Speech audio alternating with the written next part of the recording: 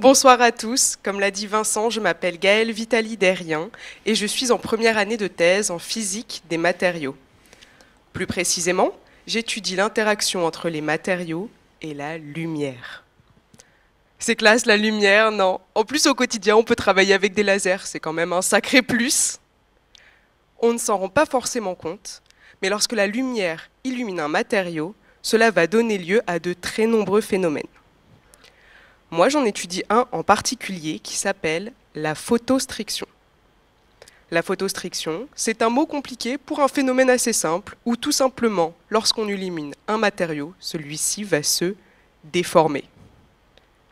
Comme ça, là c'est juste un film de matériau qui est illuminé depuis la gauche et on arrive à faire se déplacer un petit objet, rien qu'avec ça. Ensuite, on a un beau phénomène, il s'agit maintenant de le mesurer. Comment est-ce que je mesure ce phénomène? Avec de la lumière, encore une fois. Ma thèse, c'est utiliser la lumière à la fois comme moteur, mais aussi comme détecteur pour la photostriction. Au quotidien, je n'utilise pas un, mais bien 2 lasers pour ma thèse.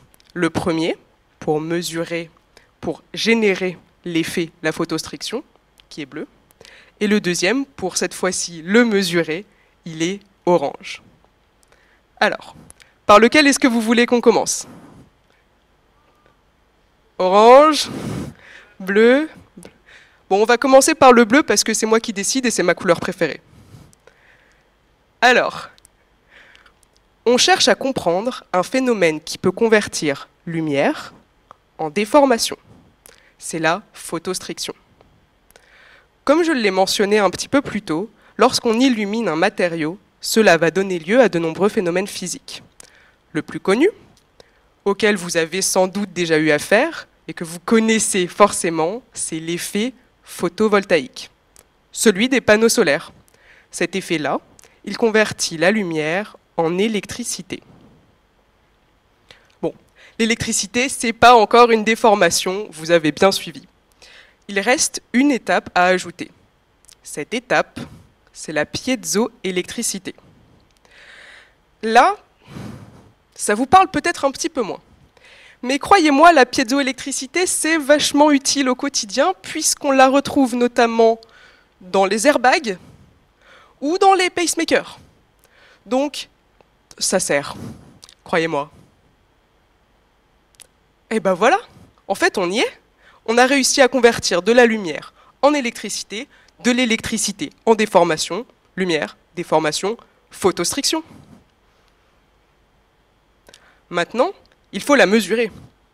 C'est là qu'intervient notre laser orange. Et là, la jeune fille qui a dit orange, j'espère qu'elle est contente. Pour comprendre comment on mesure une déformation avec un laser, il faut s'intéresser à l'aspect ondulatoire de la lumière. La lumière, c'est une onde, comme ceci. C'est quelque chose qui va varier dans le temps. Nous, on a notre laser orange. La première chose qu'on va lui faire, c'est qu'on va le diviser en 2. Une partie va être réfléchie sur un miroir, tout simple. L'autre partie va être réfléchie sur l'échantillon. Si rien ne se passe, comme ici, nos 2 faisceaux vont avoir leur maximum, positif qui correspondent, et leur minimum, négatif, qui correspondent aussi. On va ensuite les faire fusionner, les recombiner ensemble. Et là, les maxima positifs s'additionnent, les minima négatifs s'additionnent, on a en sortie une onde plus grande. Mais nous, on cherche à mesurer une déformation. On va donc avoir, sur le faisceau qui se réfléchit sur l'échantillon, un décalage. Et la catastrophe, les minima, les maxima, ça ne correspond plus, voire même au contraire, les maxima positifs correspondent à des minima négatifs et vice-versa. Quand on va recombiner les 2 faisceaux, on aura une onde toute petite. C'est juste en regardant l'intensité en sortie qu'on arrive à mesurer une déformation avec un laser. Vous voyez? Rien de bien compliqué finalement. On a donc vu qu'on peut utiliser la lumière à la fois comme moteur, c'était la lumière bleue, mais aussi comme détecteur, lumière orange, pour mesurer des phénomènes physiques. On utilise la lumière pour une raison bien précise.